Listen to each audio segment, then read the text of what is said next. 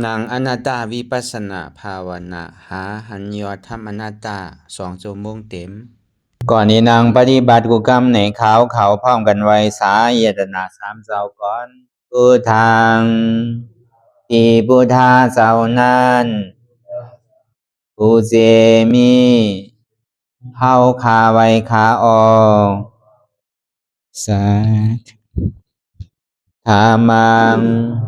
ที่ธรรมานาตาเจ้านั้นผู้เจมีเฮาคาไว้คาออกสังฆังยาริยาแปดเจ้านั้นผู้เจมีเฮาคาไว้คาออกต่อสืบกาเฮาติเลยดูคันธาเปิงดีพระตราสังขากรอิมาหังอัตตาภาวังพุทธัสสะปาริจาสามิกาติอันธาพาเปิงพี่แยมในดูตันพุทธาเจ้าเฮาออกอิมาหังอัตตาภาวังธรรมัสสะปาริจาสามิกาติอันธาพาเปิงพี่แยมในดูตันธรรมะเจ้าเฮาออกอิมาหังอัตตาภาวังสังคัสสะปาริจาสามิกาติอันธาพาเปิงพี่แยมใน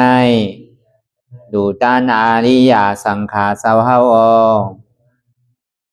ต่อสิกว่าเฮาก็อ่อนกันเนาะผู้หลวงที่ปุญญาก็ปันโตอริยเจ้ากุเจ้าก่อนอริยเจ้ากุเจ้าค่ะในยามเมื่อไหร่ก็ดีอันข้าวอ่ำหูเสเลตั้งกามลงสามเปิงไหลวนพิษไหลลาพิษไหลเหตุพินมาเจอนานแค่นดอปดปล่อยวางความบันขาวเขาอย่าให้เป็นอันตรายลงอันเหตุตามาโผนิปานันสกันติคโนมโนกัมมังวสีกัมมังกายกัมมังแสมมุเรวนพิศลาปิตัวเอพิมาติอาริยะเจ้าภูเจ้าสวรรค์พ้นความไม่ถินไม่ใช่นำกองการนั้นขินในยามในจึงข้าวก็บินเสียสมมาเขาปวุนทีวิสิตาธรรมะตังโดอาริยะเจ้าเขาภูเจ้าสวรรค์พ้นความไม่ถินไม่ใช่นำกองการนั้นขินในยามในจึงสังวาเจ้าเขาภูเจ้าภูบายอกิเขาภูก็ภูโกนแสมมุเรวนพิศลาปิตัวเอพิมาติตนตัวสาวตั้งหลังนั่นในสังพยามมุโยนั่นในสังในก็ภูสังเป็นอันตรายเหตุมรรคผลนิพพานเจ้าไหวใส่ให้ทัศนานสีภาวตระปันยาได้เป็นอันตรายให้จำมาผลนิพพานตอนนี้กว่าวันตามเมื่อตาเฮจงกันอาหันทุกข้าทุกข้าเป็นอนัตตาเยาเดียวอนัตตาตาเปอัตตาที่วิจิกิสาเกลียสานั่นเลยมดสิ่งเก่งหายกว่าในภาวะสัตว์ในอังแผงมันคือเลยห้าไหวผลยันห้าขามปุยนิพพานก็เย็นขันภัยสกรรมหลวยตาเนาะสาธุเขาที่ได้มาซับแรงลายจ้างคือกรรมอนัตตาวิปัสสนากรรมฐานออกกรรมทน13ที่ว่าอนัตตาวิปัสสนากรรมฐานหนองเขียวเอิ่งวันโดมดอยสะทงเวียงตาขี้เล็กเมืองไตปอดอกคงในตอนการเข้ายาม6 โมงต่อถึง8 โมงค่ำในข่าวต่าง2 ชั่วโมงนั่นในก็เขาที่ไรมาถ่อมยินเอาลายจ้างคือกรรมตาดีเฮ็ดสื่อแลเขาตีหมอไว้วางใสเขาที่ได้จุนพาว่างอันใดพองในก็มันเป็น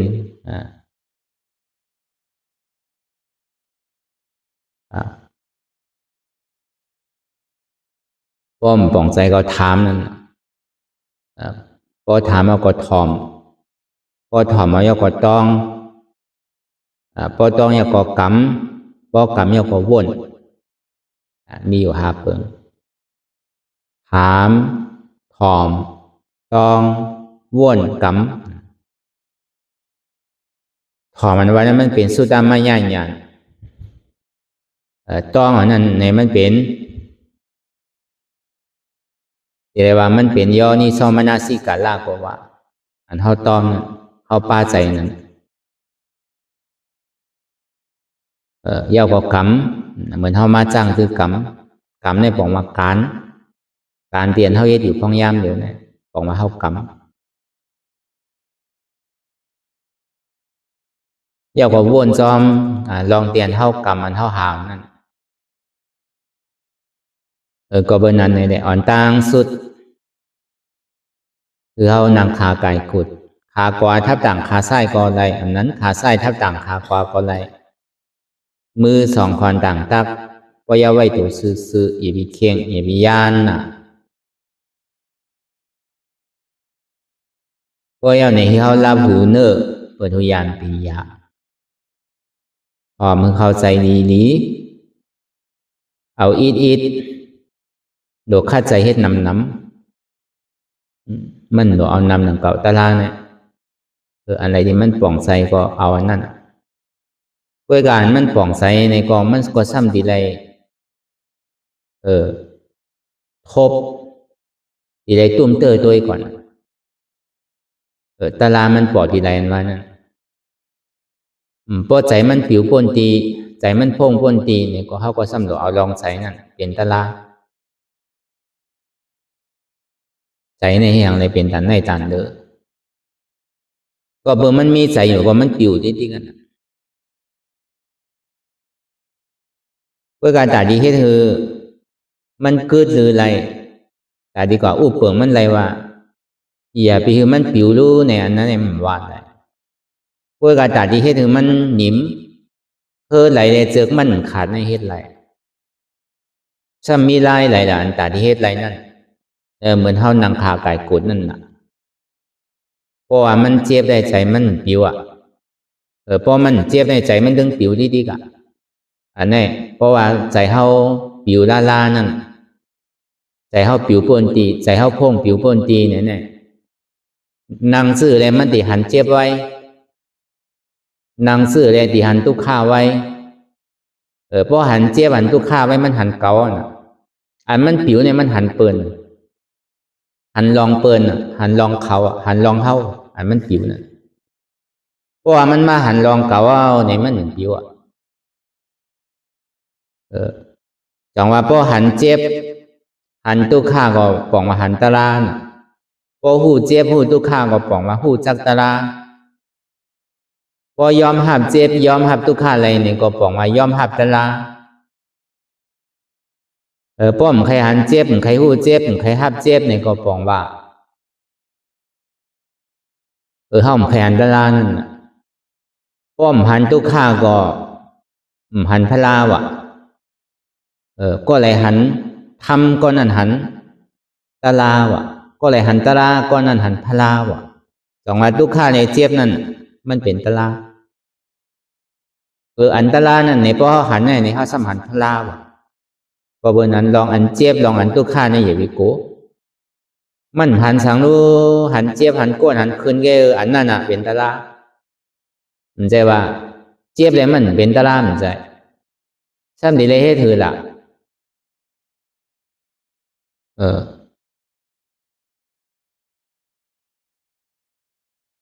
ลมแห้งไผ่ลูกเข่าซุกน้ำแห้งลมแห้งไผ่ลูกลิ้นแคมน้ำแห้งถึงเผาที่ดีกันในกลางเกตนาเลเวตนาเนี่ยก็เปิดมีเวทนาได้ถึงที่มีตนาก็เฮาเดียวลองตั้งสุขาเป็นตารางมันได้ของว่าเฮาบ่ติดมาหึงเอาน่ะสุขาในหู้ไผหู้มันน่ะมันดิซักษามันดีเปี่ยวดีโมดีเซอร์นั่นแหละหมอขึงห้างไผห้างมันน่ะหมอไปห้างไผห้างมันน่ะก็เพราะนั้นในที่พึงอิงสุขาแล ตาเดียวว่าตาเดียวตัณหากิเลสออกเนี่ยมันเอาได้ก็มันเตียดเย็นแปดที่นั่นแกมันยังเป็นอันตรายเป็นอันตรายมากโผกันวะมันไปทุกข้าเต้ไปเจ็บเต้อะไรกึ่งกลางเปี่ยวมาที่ไหนเนี่ยยังเป็นอันตรายของวิปัสสนาใจก็หันเงาเลี้ยงหันเงาเหอจะไหนก็เป็นอันตรายของวิปัสสนาในเวทนาสามัญเนี่ยมันเหมือนตั้งสามเชียนเพราะเขาก็อยู่ในตั้งสามเชียนยาวเขาดีกว่าตั้งไหลเองดีเอาสุขาห้าดีเอาใจกับไว้ดีลองตั้งสุขาห้าเนี่ยนั่นก็ดีเอาใจกับไว้เป็นอุเบกขาห้าในเหมือนไรวะดีได้ปึงอิงเหลือเสียตุข้าวะอันเฮาโกนั่นวะเฮาหลบเข้าสู้มันวะอันเฮาติดนั่นเฮาหลบปลายมันวะอันเฮาติดเปี่ยวติดมนติดเซอร์นั่นของมันติดมาถึงเย้าเฮาหลบ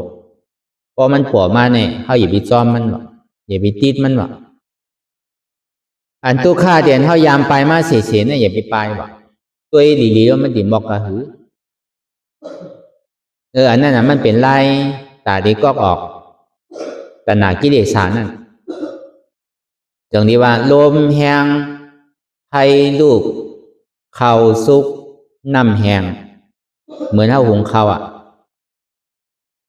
เมื่อไผ่มันดูก็หลบเป่านั่นน่ะพอไผ่มันดูมาดีเนี่ยก็เข้าหลบไปมันนั่นน่ะไปตัวมันนั่นน่ะพอไอ้กันมันขึ้นมายาวไอ้น้ำมันขึ้นมายาวก่อกำพอยาวมันพดน้ำเนี่ยพอมันพดมายาวมันอิ่มมายาวในซึ้งเขาก็สุกจังว่าลมแห้งไผ่ลูกเขาสุกน้ำแห้งได้กินเขาลมแห้งไผ่ลูกน้ำพดได้กินน้ำใหม่เขาใครกินเนงเนี่ยใครกินกับฟรีเนี่ยก็กินแล้วพอน้ำมันต้มสุกเนี่ยก็กินบ้านพอเขามากินก็มันเหม็นกว่านั่นกินก็ให้ถือต้องพอดีต้องห้องต้องพอแคมนั่นก็เบิ่นน้ำมันสุกดีจะเป็นอันเท่าเหตุการณ์ละนั่นก็เหมือนนั้นหลังเก่าพอเขาเฮ็ดถึงมันสุดๆเนี่ยมันขำได้กินข้าวสุกอีกบอกได้กินข้าวสารอยู่ที่กันน้ำก็มันได้กินอันน้ำมันเดือดอันใหม่อันโคตรเต้ได้กินน้ำมันโคตรดีเพราะเขากินข้าวกว่าก็เป็นต้องปุ๊บเป็นต้องโค่นนั่นก็เบิ่นน้ำมันโคตรดีได้เป็นตาลานั่นก็เหมือนนั้นหนังเก่า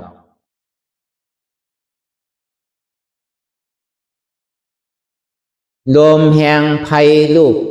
ดินแคมน้ำแห้งในพระเป็นเจ้าว่าเนี่ยลมแห้งไผ่ลูกดินแคมน้ำแห้งเป็นธาตุสีเปิงเนี่ยลมแห้งซื่อละอันเจ็บอันแก้นอันโต้งอันตอดอันเนตอันซานอยู่ซะเนี่ยปล่อยให้มันมาเสียงมีแต่อะไรก็ลูกมาเสียง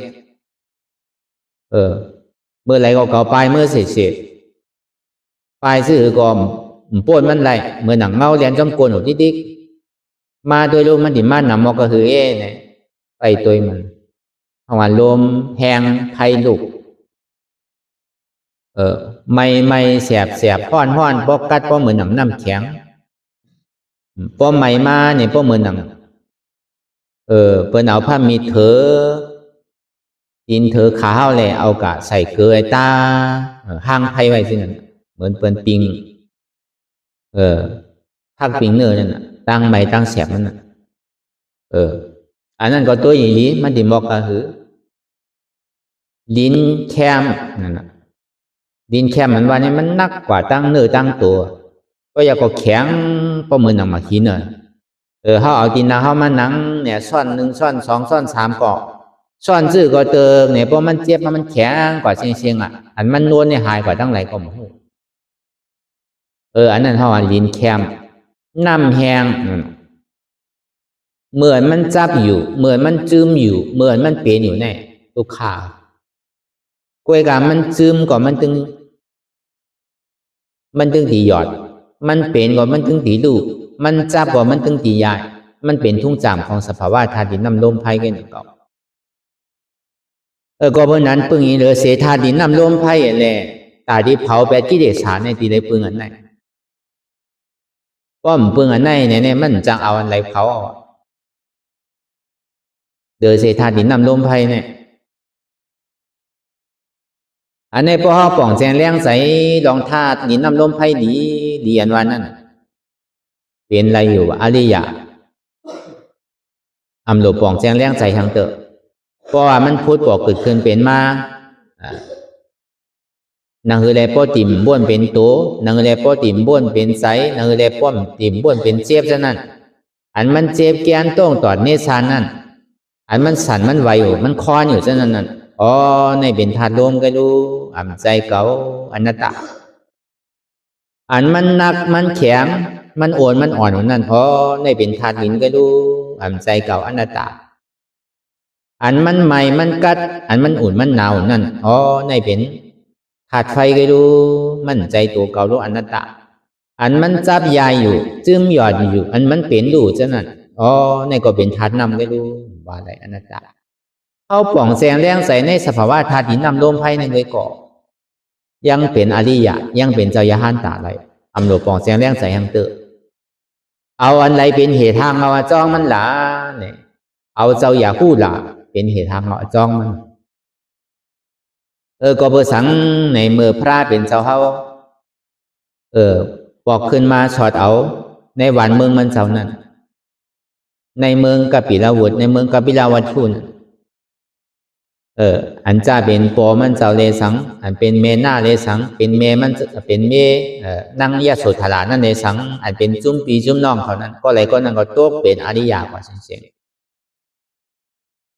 ก็เลยมันนั่งยะโสธรานั่นจึงได้ว่าที่เจ้าอยากหูหลาอ๋อดูข้าวอยากหูหลาปอมือนั่น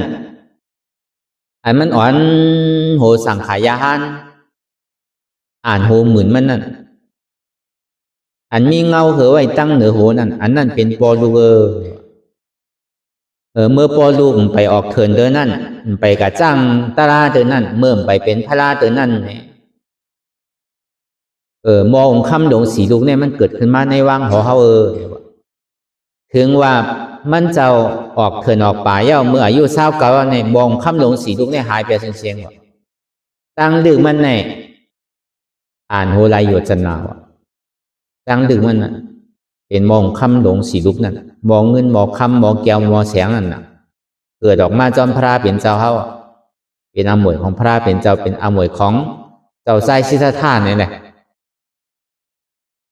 ก็ในก็เจ้าอย่างผู้หลานนั่นจึงดีกว่าแดนกว่าตื้อจันทาสั่งการพระเป็นเจ้าปอเนี่ยที่อย่างละอย่าหูหลาที่อย่างละลูกอย่าหูหลาอ๋อข้าลูกใครไรอมวยใครไรอมวยเจ้าเขามันกึ่งเธอเป็นของลูกอมวยอันที่เจ้าเขามีไว้มองคำหลงสีลูกนั่นพอถูกตีปันก็ในพระเป็นเจ้าเขาก็ดีปันไงมาจอมเก่าแหละเพราะว่ามาเยาพระเป็นเจ้าเขาเอากว่าห้องเอาเจ้าสาธิวุตลาเขาเจ้าโมกขลานเขาไอ้ก็ห้องเมื่อมันจะดีบอกที่ลูกมันว่าลูกเอ้ยเนี่ยว่ามองคำหลงสีลูกอันตีลูกอะไรนั่นมันย่อมสุดเสียงว่ามันให้เธอตายเกิดว่ามันเป็นที่อันเย้าโตว่ามันเป็นลอกี่แกเนี่ยว่าด้วยกับปอติปันมองคำหลงสีลูกอันดีปอหามาในข้าวตั้งสังสาระในเสียสังใครไปแชนกำผังเนี่ยลูกติปันนั้นในเพราะปันนั้นในเอาแน่เอาใจเอาใจหมอเชงว่ะจองลูกใครไล่เนี่ยว่ะไม่ทำเป็นลูกอ่อนน่ะเนาะใครไล่ปอใครไล่ปอใครไล่เนี่ยตีอยู่ที่ไหนเต็มไล่ว่ะตีได้ทาหัวตีได้เป็นเจ้าฉางเนี่ยว่ะพอพร้อมเป็นในลูกตีไล่จองลูกใครไล่อยู่ห้าเนี่ยเอาใครไล่ปอที่นั่นก่อนเนี่ยจะได้เอาเจ้าสาธิวุตลานั้นทาหัวเป็นเจ้ายาหุลานั่นก็ทาหัวเป็นเจ้ายาหุลาเอาในก็พระเป็นเจ้าเขาถึงที่สอนมันสอนถือเขาว่าเจ็บแกนต้องตอดเนตรสานสันไว้โคมไตอันนี้เป็นวายอดธาตุเป็นธาตุโลมอย่าหูหลานว่านี่มีต้องเอาไว้ลีนาอย่าหูหลา อันนี้เป็นธาตุลมเป็นวายธาตุออกขาก็ในอันไม่อันกัดอันอุ่นอันหนาวนั่นเป็นเตโชธาตุธาตุไฟลูกต้องเอาไว้ดีๆนะอันนี้มองคำหลวงที่สองอันนักเบาอันแข็งอันนี้เป็นปฐวีธาตุดินเป็นมองคำหลวงที่สามนั่นต้องไว้ดีๆนะออกขาก็ต้องเอาอันจับยายจึงอย่าเป็นดูในเป็นมองคำหลวงที่สี่อันนี้เป็นมองคำหลวงที่สี่เป็นทัดนำอันนี้ลูกต้องเอาดีๆนะมันก็ต้องเอาดีๆนั่นก็เพื่ออาสาย่ำไปเต็มเตอในยังตึกเป็นลองอยู่บนจุดที่ห้องว่าสั่งลองลูกอย่างนั้นมากก็เพื่อมันไปเป็นอริยะไรเตอแหละเจ้าอย่าหูหลานเนี่ยก็ต้องเอาลองทัดดินนำลมไพ่กันน่ะอย่าหูหลานนี่มันเมี่ยวอันมันเป็นอยู่อันหันอยู่เมื่อเหลียวเนี่ยอันเจ็บแก้นต้องตอดนิสันเนี่ยเป็นมองคำหลวงทีหนึ่งห้องว่าถาดลมเป็นวายถาดอันไม่อันกัดอันอุ่นอันหนาวนั่นเป็นเตโชธาตุเป็นถาดไฟมองคำหลวงที่สองอันนักแข็งอันอ้วนหวานนั่นเป็นปฐวีธาตุมองคำหลวงที่สามอันจับยายจึงอย่าเป็นดูเนี่ยเป็นธาตุน้ำมองคำหลวงที่สี่ห้องว่าเป็นธาตุดินน้ำลมไฟนั่นอย่าหูหลานนี่มันมีเนี่ยมันก็ตัวอันนี้เลยต้องเอาอันนี้เป็นเจ้าอย่าหูหลานอ่อนตั้งสุติพระเป็นเจ้าเข้าปันในธาตุดินน้ำลมไฟเนี่ยจองนิวาสางร้องก็เพิ่มไปถึงอายุไปเต็มดีเตอร์แหละเพิ่นจะที่ห้องว่าร้องนั่นพอมาวนธาตุสางตัวอันนี้ก็เป็นเตียนดีเข้าใจหนังเก่าปืนของเจ้าอย่าหูหลานเนี่ยทีแรกว่าเจ้าอย่าหูหลานเนี่ยมาเป็นสังร้องในขี่มาห้าก็เปิ้นขี่จ้างห้าก็ซ้ำขี่หนังเก่ามันใจก็ดีวินขี่ล่อผีในเมืองผีมาหับมาก็ซ้ำใจหนังเก่าซ้ำในยางกินมากเลยหนังเก่ามีไผเฮ็ดไว้เฮ็ดลำปลาตัวหนึ่งก็มันตายไก่ตัวหนึ่งก็มันตายสัตวาก็มันได้ตายย้อนมันเอาเข้ามาบวชรีบๆเช่นหนึ่งกำเดียวอันนี้เป็นลูกพระราเป็นเจ้าเข้าก่อนซ้ำเป็นก็เบอร์ปอมันเจ้าสีสุโธท่านนั่นก็เบอร์อันทางเจ้าหนึ่งเจ้าหนันต้าอันเป็นลูกเมน่าก็ตำหมีนั่นก็ซ้ำตึกตีเป็นมังกรซองตีหางเฮียนตาดีสืบสายเดือดเจ้าเคอเขานั่นตาดีอุบันอุเมืองก่อนตาดีแตนวันเตียนเมืองเป็นขุนเมืองกว่านั้นพระเป็นเจ้าเขาก็ซ้ำกับเอามาเฮ็ดเจ้าอย่าหันเนี่ยพอมันเจ้าก็มว่าสังก็ในถึงที่เอาลูกมาเนี่ยมันเยื่นแล้วตอนหนังว่าเป็นอริยานั่นเป็นสกิตากรรมมันเยื่นแล้วเพราะว่ามันเยื่นแล้วเนี่ยก็เกื้องกลางมาย้อนต้องปั่นพระเป็นเจ้าตอนหนังคาเนี่ยพอเป็นอริยาเย้าเนี่ยใครยังตุ้มเตอใจนะลูกเนี่ยว่าก็ในพอดีเอาเป็นเข้ามาในศาสนาในแค่นต่อคือไรคว้างปอเมียก่อนว่าไปเอามาว่าอย่าไปเกื้องกลางเอามาเฮ็ดที่ไหนว่าตอนหนังพอเนี่ยพอตุ้มเตอใจพอตันเนี่ยอันเปิ้นเป็นสังได้ซ้ำดีตันหือเนี่ยว่าพระเป็นเจ้าสันติปีเงียไว้นั่นน่ะอันเป็นดูเป็นล่างนั่นพอดีเข้ามาในศาสนาในที่ได้ย้อนคว้างปอเมเพราะปอเมปันคว้างถึงที่ได้เข้ามาในศาสนาสังว่าเป็นผู้ยิ่งมีนาหอต่อเฮือนนั่นในเกาะที่ได้ย้อนคว้างโปเพราะผมปันคว้างว่าทำจังมาหนังเก่าเลยสังก็ในพวกไรคว้างก่อนว่าจนนี้ปันมาไหนอันนี้มันปิ้งยามาตั้งแต่วันนั้นเนี่ยพระเป็นเจ้าก็จนดีสืบพ่อตะลากว่าก็เป็นปอนี่จนดีโตเป็นอนาตามกว่าอันนี้เขาว่าลองปืนเจ้าอย่าหูหลานเนี่ยได้เฮ็ดปล่อยเฮ็ดลามได้เลี้ยงเราได้เลี้ยงเนื้อเลี้ยงปลาสังได้เฮ็ดหังได้ซุ่มเงินซุ่มตองย้อนมันสังเอาไม้แล้วก็เท้าพอเป็นเจ้าสางคำเดียวเป็นสางสมันเนเป็นห้องว่าลองนั่นสางลองว่านั่นสางลองในลูกที่เจ้าอย่าหูหลานมากอันนี้พอเขาเอามาเป็นตัวอย่างเอามาเป็นปักเปิงตั้งแต่เขาว่าเป็นลูกพระเป็นเจ้าเป็นหลานของคุณออกคำสีสุโธท่านหน้าก่อนเปิ้นย่ำเฮ็ดกับเขาว่า เพราะว่าเปิงมันในเป็นห้องว่าสั่งลองก็ในวายเสมันป่วนอายุอาสากว่าเย้าเนี่ยก็มันถึงที่โตเป็นอริยาซอตาปานกว่าเย้าก็เอาการตะล่าในเฮ็ดกว่าต่อถึงป้อเป็นยาห้านต่างกว่าเจ้าอย่าพูดหลานนั่นก็อันนี้เฮาว่าเปิงถ้าที่นำลมไพ่ในก็ง่ายๆนั่นต่อเพราะเอาหมอใจเนี่ยก็เป็นตะล่าเตะเพราะเบอร์สังน่ะมันปากแปดสักกะยาเตกที่ปากแปดมีสาธิที่เรียกว่าตัดแปดอาตาเลยก็เบื่อมันจิตจับกับไว้อันเฮาย่อมพาว่างในก็เปิดลองปีเงียบลองอันเฮามักมันไว้ว่ามีหูมีขามีมือมีโตมีใจมีเปิ้นมีเฮามีเขามีเก่านั่นอันนี้มันเป็นปริศนาใหญ่มันเป็นอันตีลองตั้งให้หับตับอันให้หับตับนั้นมันเป็นกิเลสแต่มันกว่ากูดีกูตั้งเพราะเฮาหาดีเข้าเมื่อเนี่ยก็เฮ่เฮาไว้ดีๆก็หาแม่เฮ่เฮาไว้ดีๆก็พอเปิดลองปีเงียบเนี่ยก็บอกแสงแรงใสว่าอันที่มันปอกเกิดขึ้นเป็นอยู่ที่มันเจ็บมันแกนมันโต่งมันตอดมันเนียดมันสั่นอยู่ในมันสั่นมันไหวมันคอนอยู่ในในเป็นธาตุลมก็รู้เนี่ยตัวเก่าอันว่านี่มันมีแน่เป็นอนัตตารู้เนี่ยก็ยาวจองอัตตาเนี่ยมันใจหลุดน้ำหนังเก่าเพราะเขาป่องใสได้ก็เอาธาตุน้ำลมไพ่ในเหตุการณ์ก่อนอะไรสังว่ามันใหม่มันกัดมาเนี่ยก็ในเป็นธาตุไฟก็รู้เนี่ยอันกัดก็เป็นธาตุไฟมันใจธาตุน้ำกัดพอตันน้ำแข็งเหมือนข้าวยามมือเดียวอันเท่านังตะลานั่นน่ะพอลมมาก็ห้างมันเนี่ยใครกัดดูเขาก็วน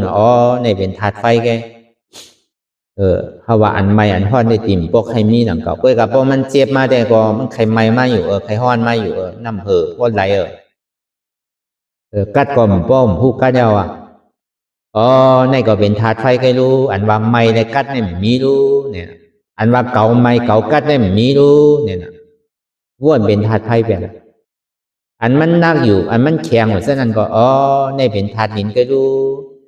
อันว่าตัวเก่าใจเก่าเจ็บเก่าเนี่ยมีรู้ในอันมันจับอยู่อันมันซึมอยู่อันมันเป็นอยู่ฉะนั้นก็มันดีเจ็บกว่าจริงๆก็เป็นนั้นอันนี้ก็เป็นธาตุน้ำก็รู้เนี่ยมันใจคุยกับกำน้ำแดงอันมันหันง่ายนะในธาตุลมในธาตุไฟหันไว้นะมันนึงหันไว้นะธาตุน้ำเนี่ยไม่ง่ายแต่ที่หันแหละเพราะเหตุกว่าที่ต่อถึงเจ็บมันมีตัวข้ามันมีมันจะมีมาตั้งหลังธาตุน้ำนั่นกำน้ำเนี่ยมันเป็นธาตุลมธาตุไฟที่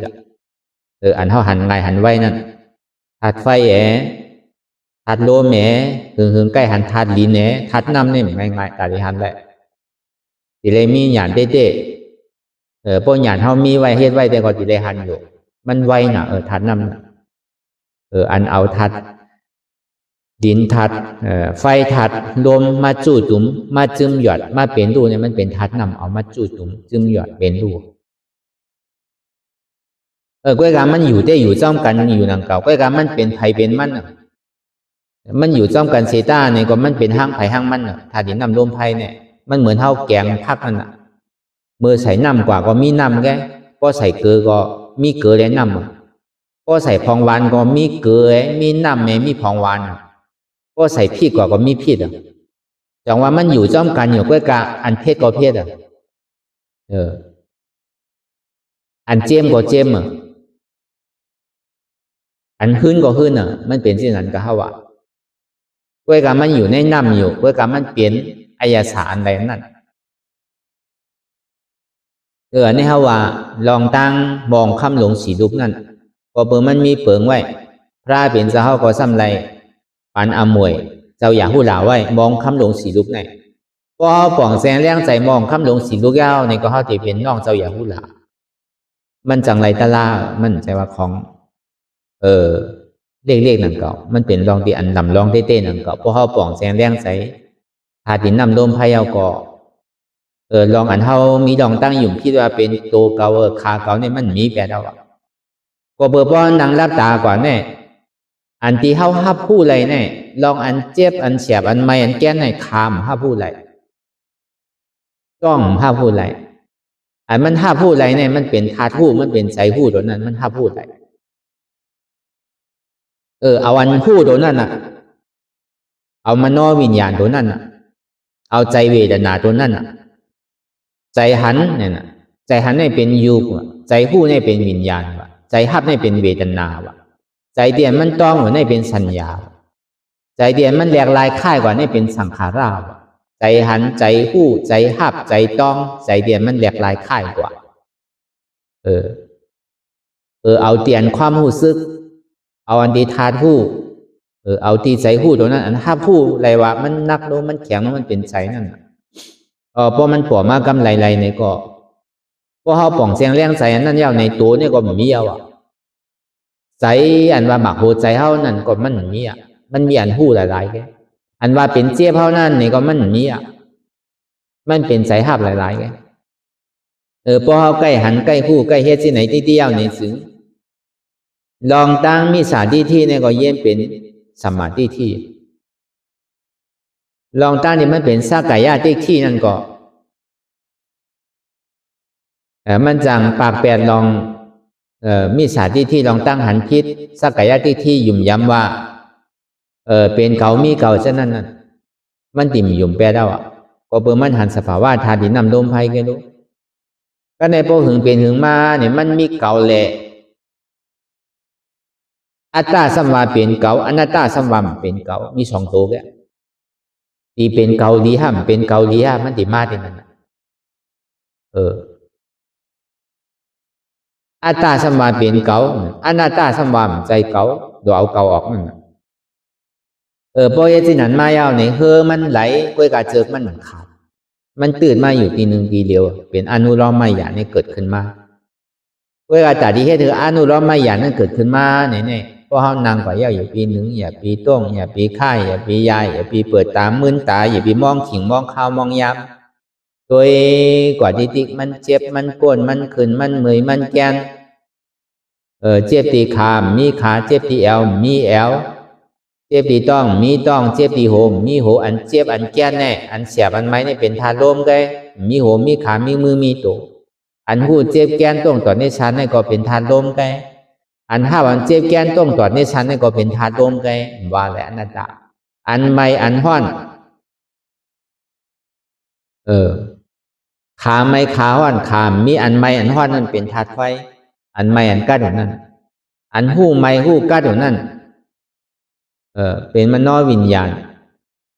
มันใจว่าใจไม่ใจกัดใจไม่ใจห้อนใจอันเก่าเจ็บเก่าเสียบเก่านี่มันมีอันไม่อันเสียบนั่นมันเป็นธาตุไฟไงอันนักอยู่แข็งหัวนั่นมันใจตัวเก่าอันหูอันนักแข็งหัวนั่นมันเป็นใจเก่าอันห้าอันนักอันแข็งหัวนั่นมันใจเป็นเจ็บเก่าเนี่ยมันเป็นธาตุดินไงอันจับยายจิ้มหยอดเป็นดูมันใจตัวเก่าเป็นธาตุน้ำไงอันหูอันจิ้มหยอดจับยายเป็นดูนั่นเนี่ยมันใจใสเก่าเนี่ยมันเป็นธาตุน้ำไงอันห้าอันจิ้มหยอดจับยายเป็นดูนั่นเนี่ยมันใจเป็นเจ็บเก่าเนี่ยมันเป็นธาตุน้ำไงเฮ็ดจังได๋ก็ได้วนเป็นธาตุดินน้ำลมไฟแหละปล่อยภาวางจุนก็เบอร์มันมีอย่างนั้นเลยสิธาตุดินน้ำลมไฟกันนะเขาพูดอยู่มาเดี๋ยวนี้ก็อย่าที่ไหนที่เดียวในตัณหาเนี่ยมันดีตกแปดอันตัณหาที่มันเกิดเนี่ยเกิดย้อนเปอว่ามีหูมีขามีมือมีตัวก็เปอเป็นเก่าก็เปอเก่าเป็นก็เปอมีเก่าก็เปอเก่ามีมันเกิดที่นั่นตัณหานั่นเพราะตัณหาเกิดที่นั่นเนี่ยก็เปออัตตาล้อผ้าหมานะ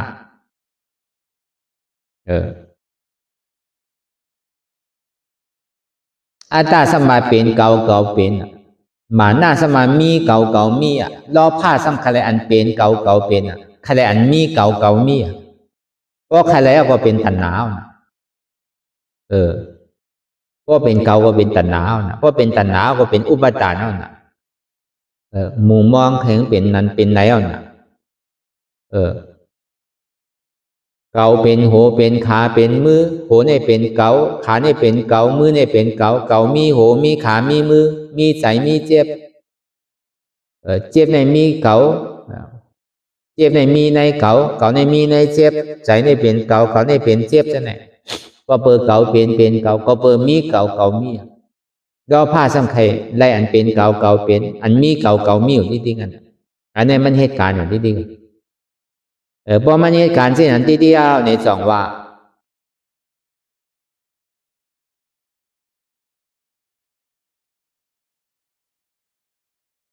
เป็นเก่าในก็เป็นสัง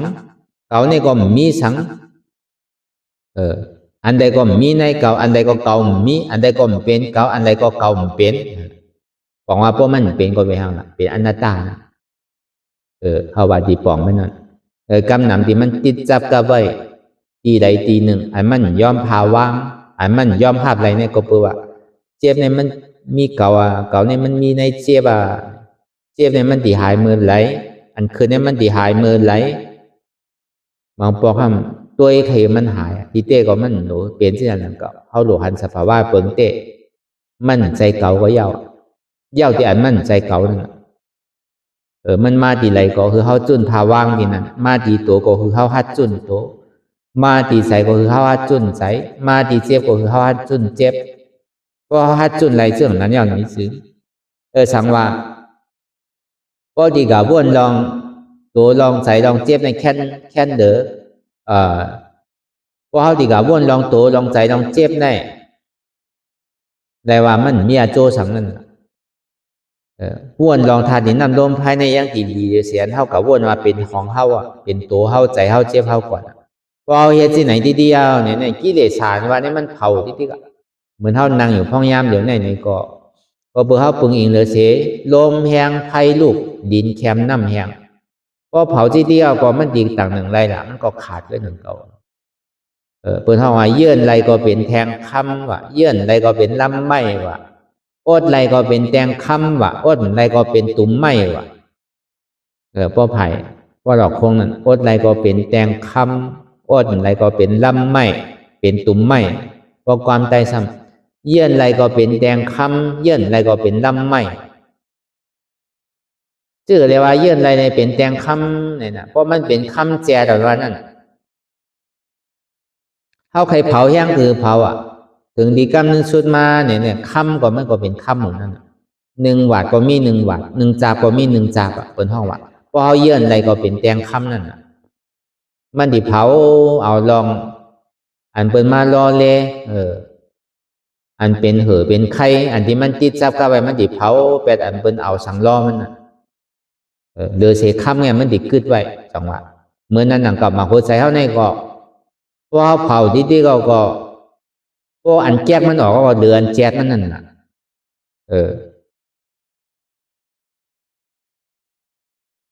ป้อมเยื่อนอะไรก็เป็นตุ่มไม้เป็นต่อไม้นั่นน่ะไม้มันแข็งคือแข็งใครกาขันใหญ่คือกาขันใหญ่เพราะว่ามันยาไผ่เนี่ยก็มันเป็นเตาโมดามันเดือดสังเหมือนนั้นก็เยื่อนอะไรก็เป็นตุ่มไม้เป็นต่อไม้ก็เยื่อนอะไรก็เป็นแตงคำอันนี้ก็เหมือนนั้นหนังเก่าอันทำไมการตลาดเนี่ยก็อยากอยู่หึงอย่าปีหนึ่งเจียวถึงอนัตตาโดยปฏิทินก็มันเผาลมแหงไฟลูกเผาสุกน้ำแหงลมแหงไฟลูกดินแคมน้ำแหงโดยกว่าพอมันปอบมากกว่าวนเป็นธาตุดินน้ำลมไฟอันว่ามันเป็นธาตุดินน้ำลมไฟมันใจของเขาอย่างนี้เสยลองมันเป็นสภาวะอนัตตาอุปเปิงพองำเหนือมันไหลแค่เหนือเขาตีกับวนต่างเสื้อต่างลองก็กับวนลองเปิลว่ามันมีอดีตเปียสังมันยังตึกเสียบอยู่ก็มันยังตึกกับวนลองเปิลอยู่แน่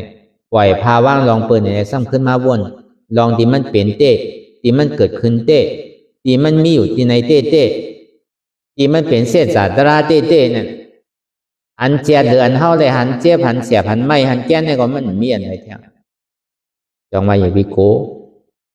อันเฮาเลยมาถอมตราเศษสารเนี่ยมันใจเป็นมังกลามันเป็นมังกลา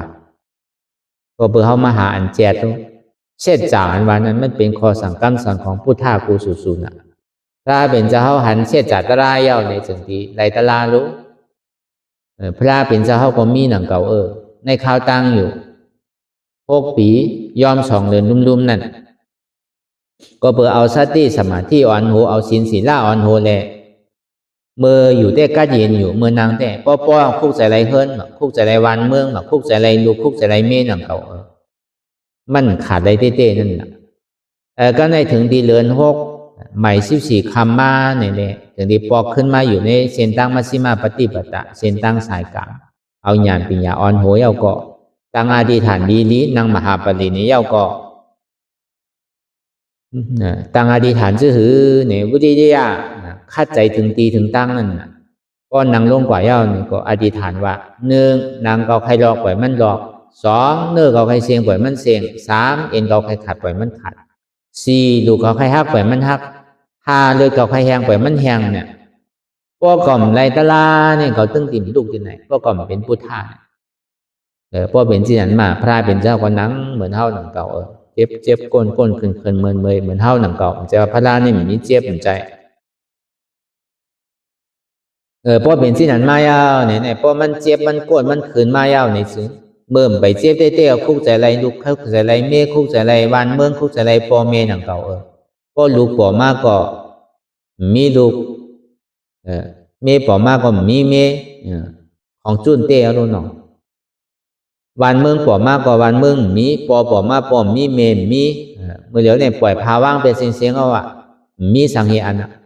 ก็ในเพราะว่าอาตานออกมันหายก่อยาวนี่ก็อาตานในเนี่ยมาเหมือนเท่าหนังเก่าขาเจ็บขาก้นขาขึ้น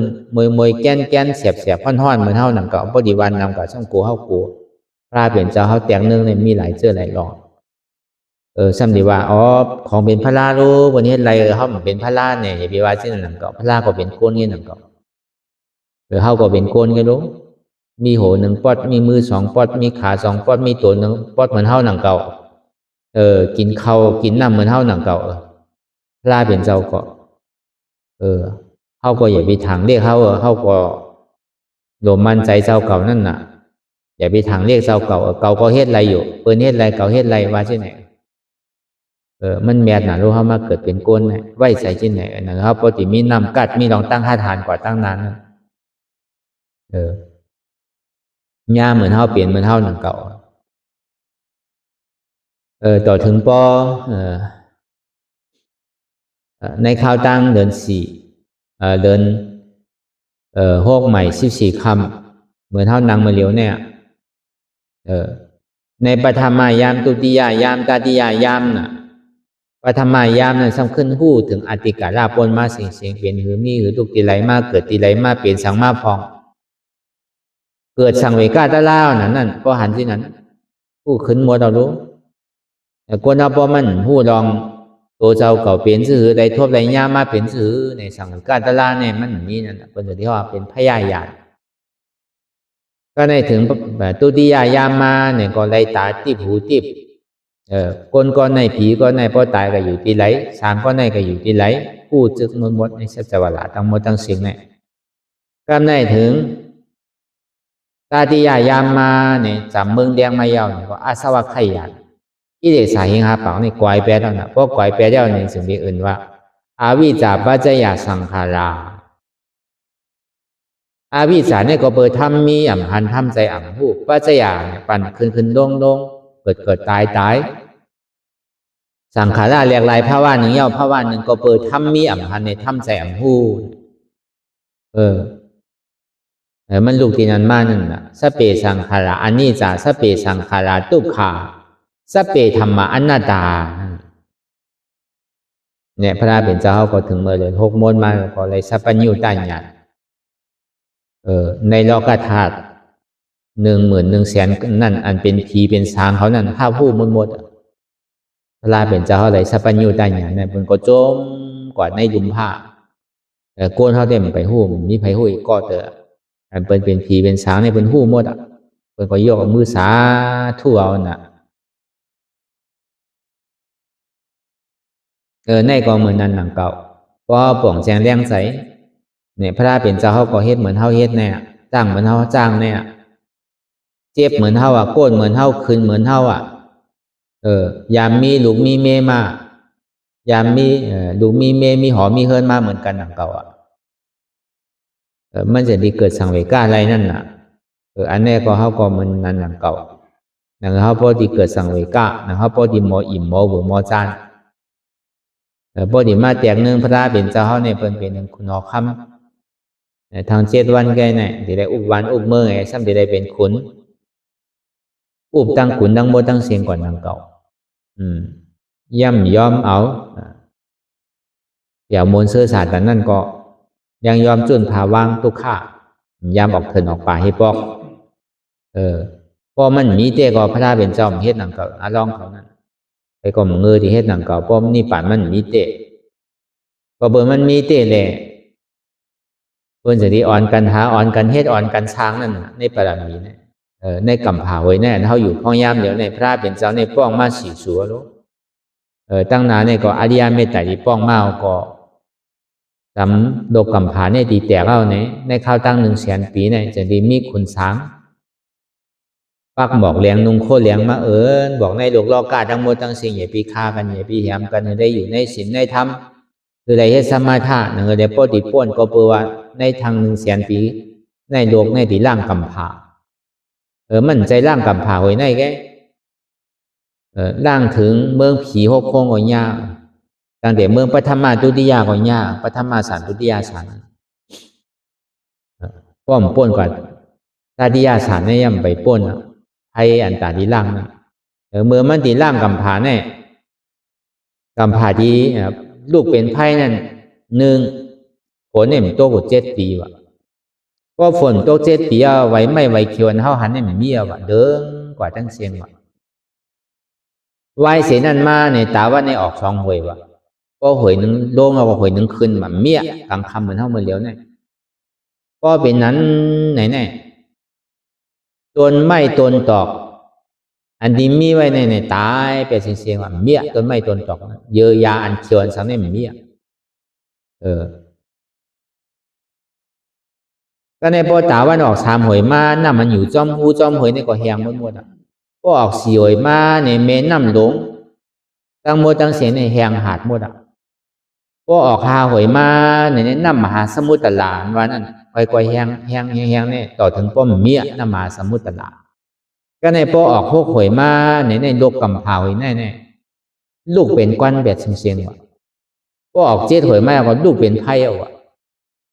เผาได้เผานานนั่นก็มันใจเผาวัน2 วันแต่มันดีไม่กำเดียวเผาอ่านโหล้านปีอ่านโหล้านอาสังเขงนั่นก็ไพ่อันมันดูในลูกขึ้นกับพอถึงเมืองผีบนเมืองผีก็มีหายหมด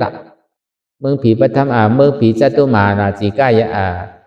ตาวติงสายามาตุสีตานิมมานรติปรินิมิตาสวัสดิก็ญาเผาไปเสียงเมืองสางปฐมาทุติยาก็เผาไปเสียง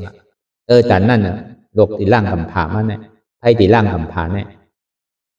มันร่างง่ายๆนั่นก็ไหว้เสพระเป็นเจ้าอริยเมตไตรลงมาก่อนพระจิกพุทธาเขาลงมาเป็นพระเป็นเจ้าเทวตัดเขาอาชาตาชาติเขามาเป็นพระจิกพุทธานี่ก็ไหว้เสนั่นมันเมียอย่างนี้ร่างแบบมังปอกมังเผาในกำผาซ้ำเมียพระเป็นเจ้าตาดีป้องมากกว่าซ้ำมีวะเพราะเพื่อนนั้นเขาได้มาเกิดข้าวยามเหมือนเดิมในอะไรวะมันเป็นโลกกำผาที่อันเข้มในอันดีเต้อันเท่าไหร่มาทมยาศาสนาพุทธกัมปราเป็นเจ้าแล้วก็เบอร์นั้นนี่แหละแต่ว่าเขาเป็นก่อกรรมดีผู้โสเขาดีกรรมเขาดีอันเขากรรมดีในก็เบอร์เองกันลักษณะเขาก็เตรียมทนมีหูดีตาดีมีขามีมือผู้เจ็บผู้เสียผู้ไม่ผู้แก่เนี่ยอันนั้นดีเลยเปิ้ลทีเขาสร้างเขามันมีอันเจ็บอันเสียบอันไม่อันแก่นั่นเขาซ้ำที่เอาลองอันในเฮตตาลาซ้ำเฮตอะไรนั่นก็เบอร์นั้นอันเท่าเป็นก้นเนี่ยมันกึ่งเถิกได้ว่าอย่าบีจ่องไว้อย่าบีกลัวเจ็บเนี่ยมันมากึ่งก็ดีกันนั่นอย่าบีกลัวมันก็โกเจ็บก็โกเก่านั่นโกเพ้อเก่าโกผีเก่านั่นอันเจ็บเนี่ยเป็นเจ็บเก่าเจ็บเนี่ยสำคัญโกเพ้อโกผีเจ้าเก่าที่ดีมันตึงติ่มป้นแล้วเนี่ยตาเห็นหูอยู่จำมันดีหรือยอมหับมันเนี่ยแหละหมออยู่หมอเศร้ากว่าจำมันเนี่ยมันดีสั่งถูกก็เปิดมันเหมือนเงาเรียนจำโกนเฮาเฮ็ดซื่อก่อนป้นก็เฮาที่เฮ็ดซื่อล่ะมันโดเฮ็ดซื่อโดได้เห็นหูได้อยู่จำมันกว่าเสียนั่นแกพอเฮาใกล้หันใกล้หูใกล้หับใกล้เหตุการณ์ก็เล่าดีๆเนี่ยก็เฮาก็ดีป้นอะไรทางตุกขาน พอเขาป่นแล้วก็จะมีซ้ำสาก็เบิ่นนั้นนั่นคือแหละทำมีเขาบ่หันทำใจเขาบ่ฮู้นั่นนั่นคือติเป็นอวิชชาตัณหากิเลสานั่นคือเขาบ่ติ่มบอดนั่นในก็เขาก็และไม่ให้กันตะลาอันลำรองมันอันเฮานังรับตายอยู่พ้องยามอยู่เดี๋ยวในก็คือหันทำมีคือหันไหนโดคือหันเจ็บเจ็บนั้นมันเป็นธรรมเป็นตะลาคือฮู้เจ็บนั่นเป็นอนัตตาคือหันทุกข์คือฮู้ว่าทุกข์เป็นอนัตตาคือหันสังหันว่ามีโหเก่ามีขาเก่ามีมือเก่ามีตัวเก่ามีใจเก่ามีเจ็บเก่ามันเป็นอนัตตาเปิ้นก็มีเฮาก็มีเขานั่นก็มีเก่านั่นก็มันเป็นอนัตตาทำมีหันสังละหันเจ็บแกนต้งตอดเนตรสานสันไว้โคมไตไม่กระดอนแข็งสู้ตุ่มจับยายจึงหยดเป็นดูทำใจผู้อันเจ็บแกนโต้งตอดเนตรสานสันไว้โคมไตไม่กระดอนแข็งสู้ตุ่มจับยายจึงหยดเป็นดูในเป็นอนัตตาในก็คือเขาวนยาวเขายามหึงอย่าไปว่าไพ่น่ะอย่าไปว่าเทิงน่ะอันเฮาหันอันเฮาวนอันเฮาวนเฮาหันนั่นถึงพอเพ่งเพียงกันวนดอกถึงเจ็บนั่นพอสุดวนดอกถึงทุกข้าพอสุดตาดอกถึงอาตาพอตกพุดขาดกว่าอะไรที่มันพูดบอกเกิดขึ้นเป็นมานั่นในก็คือเฮาป้อมบ่วนวางแตบตัดเป็นอนัตตาสะพอใดไหน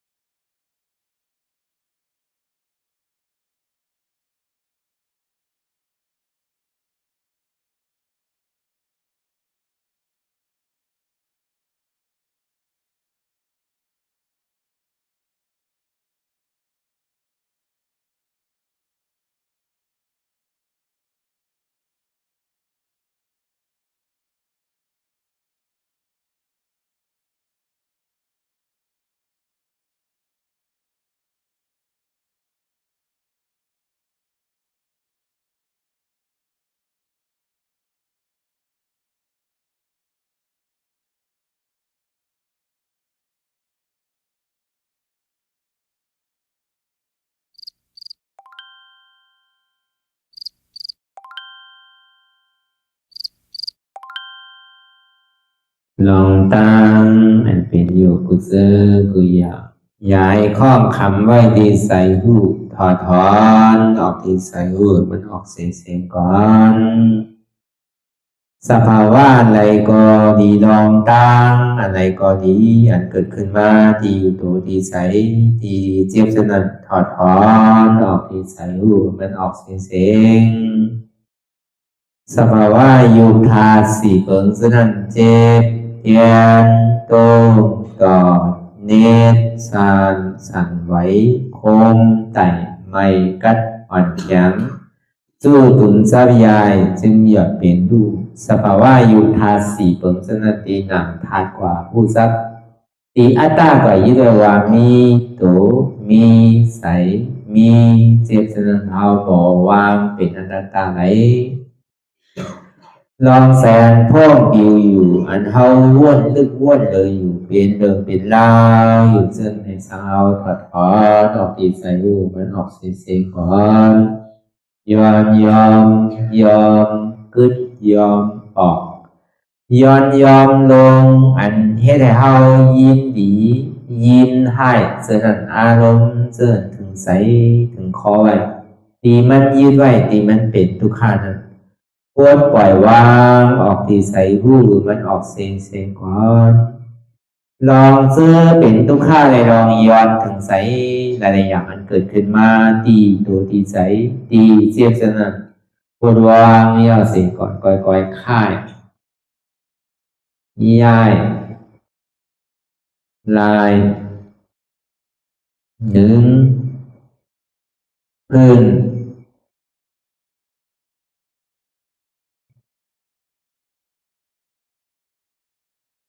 พยายามไหนก่อยเปิดตามืนตาลอยได้เป็นการปฏิบัติธรรมโคตรอายธรรมอันเกิดขึ้นที่โตที่ใสที่เจ็บอันนั้นโคนหาเหตุหาเงาพระจองทุกขันนั้นต่อสืบการในเฮาที่ได้ส่งเมตตาถึงวิเนยสัตวะตั้งหมดตั้งสิ่งก่อนอิดาเมปุญญังอาสวะคายังนิบานังวาหอตุมาปุญญาภากังสเปสัตตาสมาลาพันตุอีตังเมปุญญังอันเฮาคาไลมาตือกรรมปฏิบัติวิปัสสนาภาวนาหาหันยอดธรรมอนัตตาในอาสวะคายังเปียนันถาสัพตัดเปนาสวะสีเพิงเสียวแลนิพพานังตีนิพพานันขอดูให้ถึงเสกัมติคามาปุญญาภากังพรดีอันคามานาวิปัสสนาภาวนาทรงยืนปันสเปสัตตานังเอวปอเมสลาญาติกาดึงเคเจอเคได้ก็แลจากว่าสัตวาทั้งสิ่งดังดวงนั้นสมาลาพันตุอะไรพรดีนำกันตั้งเฮาคา ตังสิงสกัมติคาโนสาธุสาธุสาธุ ต่อสิกว่าเขาอ่อนกันนับหัวหลวงที่พุญญาโกปันโตอริยเปเจ้ากูเจ้าก่อนอริยเจ้ากูเจ้าค่ะในยามเมื่อไหร่ก็ดีอันข้าวอ่ำหูเสเลตั้งกามลงสามเปิงไหลวนพิษไหลลาดพิษไหลเหตุพิษมาเจอนานแค้นดอกปดไหววางความบันขาวเขาอย่าให้เป็นอันตรายลงอันเหตุตามาโผนิปานันสกัมติคาโนมโนกัมมังวสีกัมมังกายกัมมังแสมมุเรวนพิศลาปิตัวเอพิมาติอาริยะเจ้าภูเจ้าสวรรค์พ้นความเมตินเมสายนำกองการนั่งขินในยามในจึงข้าวก็บินเสียสมาเขาปวุนทีวิสิตาธรรมะตังโดอาริยะเจ้าเขาภูเจ้าสวรรค์พ้นความเมตินเมสายนำกองการนั่งขินในยามในจึงสังวาเจ้าเขาภูเจ้าภูบายอกิเขาภูก็ภูกวนแสมมุเรวนพิศลาปิตัวเอพิมาติตนตัวสาวตั้งหลังนั่นในสังพยามโยนั่นในสังในกอภูสังเป็นอันตรายเหตุมรรคผลนิพพานเจ้าไหวใส่ให้ทัศนานสีภาวตระปันยาได้เป็นอันตรายให้จำมาผลนิพพานตอนนี้กว่าวันตามเมื่อตาเฮอจงกันอาหารทุกข้าทุกข้าเป็นอนัตตาเยาวเดียวอนัตตาตาเปอัตตาติวิจิกิจสัพเพเรศานั่นเลยมดสิ่งเก่งหายกว่าในภาวะสัตว์ในห้างแผงมันคือเลยห้าไหวผลยันห้าขามปุยนิพพานก็เย็นขันภัยสกรรมรวยตาเนาะสาธุสาธุ